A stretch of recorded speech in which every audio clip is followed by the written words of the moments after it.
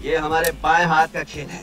बड़े बड़े निशानेबाज। ধর্মেন্দ্র রেখে গিয়েছে 2 স্ত্রী প্রকাশ কৌর ও হেমা মালিনী এবং 6 সন্তান সানি দেওয়াল, ববি দেওয়াল, অজিতা দেওয়াল, বিজেতা দেওয়াল, এশা দেওয়াল ও অহনা দেওয়ালকে।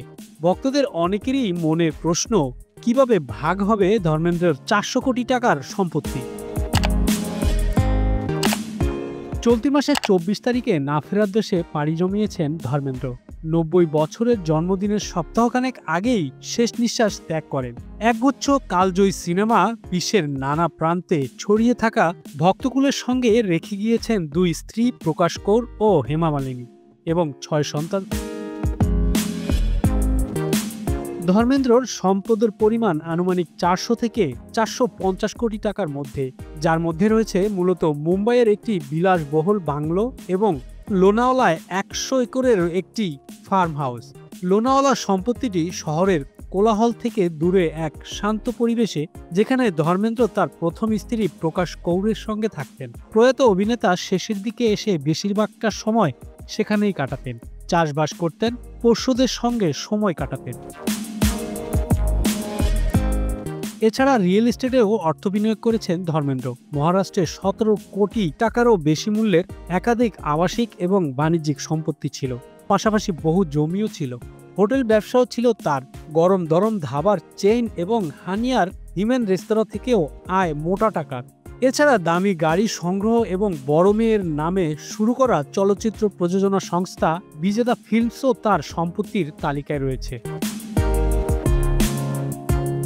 প্রয়াত অভিনেতা ধর্মেন্দ্র তার সম্পত্তির ভাগাভাগি নিয়ে প্রকাশ্যে কোনো উইলস বা বক্তব্য দিয়ে যাননি। তবে ধারণা করা হচ্ছে এই সুবিশাল সম্পত্তি তার 6 সন্তানের মধ্যে ভাগ হবে।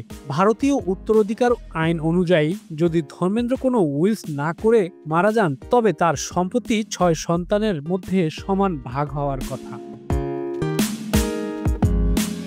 তবে আইনি জটিলতা তৈরি হতে পারে 2 স্ত্রীর উত্তরাধিকার নিয়ে। দিল্লির হাইকোর্টের একজন আইনজীবী কমলেশ কুমার মিশ্র সংবাদ মাধ্যমকে জানিয়েছে, ধর্মেন্দ্রর 6 সন্তানই তার সম্পত্তির উপর দাবি থাকবে।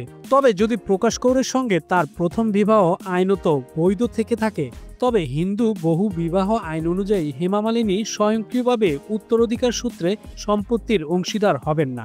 এই ক্ষেত্রে প্রথম স্ত্রী প্রকাশ কৌরের আইনগত অধিকার থাকার সম্ভাবনা বেশি। আবার কিছু রিপোর্টে দাবি করা হয়েছে, ধর্মেন্দ্র প্রথম স্ত্রী থাকা সত্ত্বেও হেমা মালিনীকে বিয়ে করার জন্য ইসলাম ধর্ম গ্রহণ করেছিলেন। যদি এই দাবি সত্য হয়, তবে হিন্দু আইন হেমার ক্ষেত্রে প্রযোজ্য হবে না এবং পরিস্থিতি ভিন্ন হতে পারে।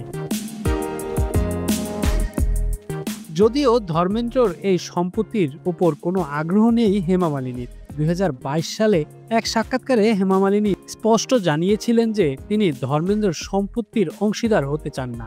বলেছিলেন, আমি তার কাছ থেকে বেশি কিছু আশা করিনি, শুধু ভালোবাসা চেয়েছি।